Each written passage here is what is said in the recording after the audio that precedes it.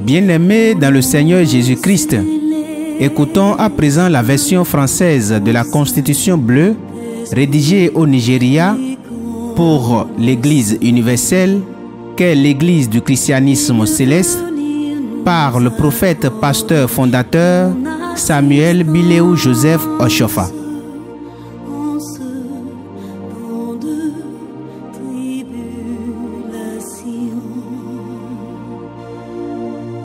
Article 13. En vertu de la promesse de mon Père à Dieu, j'ai été envoyé à l'âge de 7 ans pour l'œuvre de Dieu aux côtés du Christ méthodiste Moïse Nyansounou, père de l'évangéliste Nathanaël Nyansounou de notre Église. Mon père n'était pas satisfait de la manière dont j'étais traité. Il me ramena à la maison et m'envoya plus tard, à l'âge de 13 ans, pour rester avec le révérend David Khodonou Loko, l'évêque méthodiste de Porto Novo, anciennement de l'église méthodiste Ologbo, Lagos, Nigeria. J'étais là-bas avec d'autres enfants. Après un certain nombre d'années, le révérend David Khodonou Loko fut remplacé par l'évêque Ganer de Londres. Le nouvel évêque ordonna que tous les enfants participent à la fabrication de briques pour un nouveau bâtiment scolaire. Ayant tous refusé, nous avions été renvoyés chez nos parents. Quand je suis rentré chez moi, mon père m'observa en me rappelant que j'étais différent des autres parce qu'il m'avait demandé spécialement à Dieu et que je devais faire ce travail. Sur ce, il me reconduisit auprès de l'évêque, mais celui-ci ne voulut pas revenir sur sa décision. Alors mon père dit qu'il n'y avait plus d'alternative et que je devais désormais apprendre à devenir menuisier comme lui. Article 14. Je devins un habile menuisier et j'excellais dans la charpenterie et le travail du bois d'ébène que j'achetais régulièrement avec mes amis. Je continuais à travailler avec bonheur comme menuisier jusqu'à la mort de mon père le 15 juillet 1939. Article 15.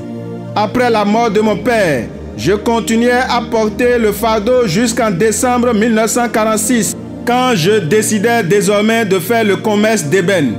Je devais aller moi-même dans la forêt pour acheter de l'ébène et la porter en ville, afin d'en vendre aux menuisiers. Je commençais ce commerce en allant dans les régions forestières, en quête d'ébène. Je l'achetais à bon marché et la portais en ville pour l'y vendre avec profit.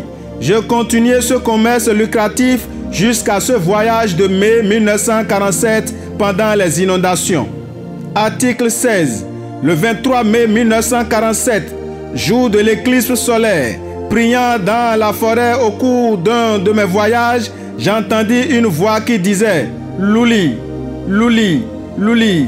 Je ne pus ouvrir les yeux et la même voix disait « Cela signifie la grâce de Jésus-Christ ». Quand j'ouvris mes yeux, je vis un singe blanc avec 2 dents en haut et en bas, avec des mains et des pieds ailés, comme une chauve-souris. Quand il voulait voler, il battait des ailes vers l'avant, mais il restait sur place. Je vis un oiseau aux pattes et au bec jaune, avec une longue queue. Il lui arrivait parfois de déplacer la queue en éventail, comme un paon, et elle était multicolore. Il restait aussi sur place. Je vis aussi un court serpent d'à peu près 1 pied de longueur. Comme il restait sur place, il était enroulé et sa gueule était gonflée comme celle d'un cobra. Lorsque j'entendis cette voix, je me sentis complètement différent de ce que j'étais normalement. Je me trouvais en train de jouer avec le serpent, puis il s'en alla. L'oiseau restait un moment, puis alla dans la brousse. Le singe s'envola aussi et je constatais un changement complet en moi. Article 17. J'avais été transporté dans la forêt par un pagayeur que j'avais loué à Tofi, à Ganvier. Je lui donnais toujours de l'argent pour sa propre nourriture, mais il ne s'empêchait pas d'en voler la mienne. Peu après, il commença à avoir des maux d'estomac et gémissait. Je courus lui demander ce qui n'allait pas en lui. Il m'avoua d'avoir volé de ma soupe. Je l'observais en lui disant qu'il n'aurait pas dû manger ma soupe, puisque je lui donnais de l'argent pour sa restauration. Je lui imposais ma main sur son estomac et les douleurs cessèrent. Il s'enfuit en me laissant seul et en disant qu'il ne pouvait plus rester avec un étrange homme comme moi, surtout que j'avais fait disparaître son mal d'estomac simplement par imposition des mains. Je restais ainsi avec une pirogue, sans pagayeur, moi-même ne sachant pas pagayer. Ce fut la raison pour laquelle j'ai dû rester dans la forêt pendant 3 mois. Article 18. Pendant ces 3 mois, je ne mangeais pas et je ne pouvais pas ramer. Mais quelque temps après, je découvris un trou d'arbre dans lequel volaient des abeilles. Je prenais une feuille sèche que j'allumais et que je collais au trou la nuit. Une fois les abeilles parties, je recueillais le miel qui me servait désormais de nourriture. Ma boisson était de l'eau courante à proximité de cet arbre. Article 19. Peu après, j'eus des visions et fis l'expérience de nombreux changements en moi-même. La forêt était si épaisse qu'en levant les yeux, on ne voyait pas le ciel, mais les arbres, des serpents, le sanglier, des singes et des oiseaux chantaient. Au milieu de tout cela, je priais beaucoup. Je n'eus pas faim, je ne sentis aucune frayeur ni aucune maladie, mais je jouissais de la gloire de Jésus-Christ. Article 20. Comme je me promenais au hasard dans la forêt, j'arrivai à une colline appelée Fagbé, après le village de Zinvier, où je rencontrai un homme qui deviendra Seigneur Lida Michel lorsqu'il aura rejoint l'église du christianisme céleste. C'est lui qui me fit savoir le nom du village. Je vis un grand nombre d'enfants et je priais là. Je retournai dans la forêt errant à la recherche de ma barque et j'arrivai bientôt à un las appelé Godro, auprès duquel il y a un village nommé Hungon. Je continuai mon errance après Wedo et suis à Glangouin jusqu'à ce que je trouvai la barque le long d'un isthme à Glangouin, loin de la forêt. Article 21. Ne sachant pas ramer, je me mis dans la barque et me laissai entraîner par le courant du fleuve qui était en crue. Pendant que la barque voguait de gauche à droite, des serpents tombaient du haut des arbres dans la barque, mais je les saisis avec mes mains et les jetai dans le fleuve sans les causer un dommage quelconque. Je continuai mon voyage en descendant le long du fleuve et j'arrivai à Gongué. Je trouvai là un jeune homme, méthodiste appelé Kouliho, qui était sur le point de mourir et qu'on disait avoir été très malade pendant longtemps. Je le touchai et Jésus le fit se lever. Il est encore vivant aujourd'hui, ainsi que ses enfants, tous habitent à Gongué. Article 22. J'allais maintenant pour recueillir plus de bois d'ébène dans la forêt. À mon retour, après 5 jours dans la forêt, tout à Gongué était en ébullition. Quel genre d'homme est-ce? Dit les gens. Nous le suivrons certainement dans son église. Je leur dis que je n'avais pas d'église. Ils ne voulurent pas me croire, mais je priais pour eux. Je restai à Gongué avec Yessoufou, qui était mon voisin à Porto Novo. Après le miracle qui a fait lever Kouliho, le premier jour de mon arrivée à Gongué et avant mon retour de la forêt, Yessoufou était retourné à Porto Novo, dit à mes parents qu'il m'avait vu à Gongué, que je paraissais étrange avec des cheveux longs, mal soignés, un accoutrement grossier et débraillé, tel un fou. Quand je touchais les morts, il se relevait. Il ne savait pas ce qui se passait en moi. Mes parents lui répondirent que la raison de mon apparence débraillée ne pouvait être d'autre chose que la paresse. Article 23. Je me prépare à retourner chez moi à Porto Novo. Le 5e jour, je louais les services du pagayeur Zinsou. Après mon retour, tous ceux qui me connaissaient auparavant étaient épris de curiosité. Je commençais à avoir des foules de visiteurs.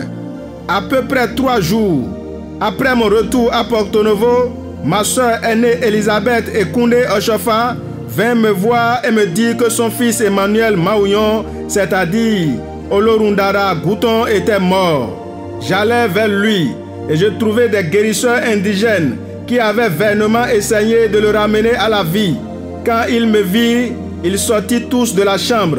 Ce que les guérisseurs indigènes ne pouvaient faire, Jésus-Christ le fit, car je touchais le défunt et il revint à la vie au nom du Seigneur Jésus-Christ.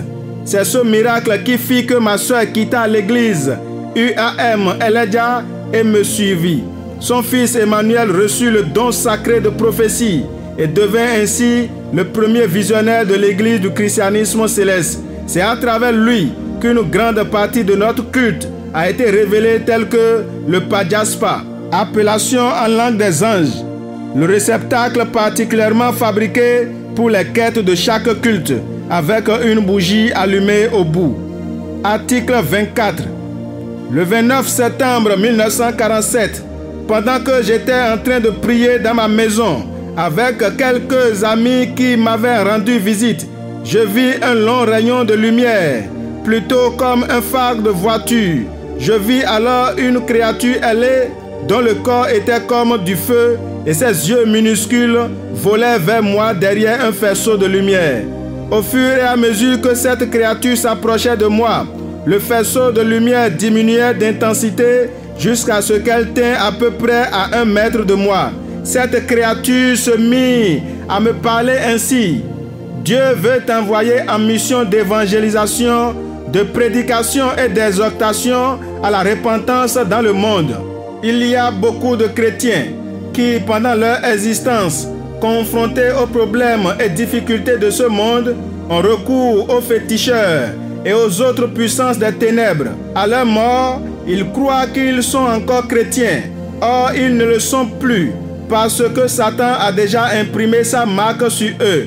Pour cette raison, ces gens, après leur mort, ne peuvent pas voir le Christ.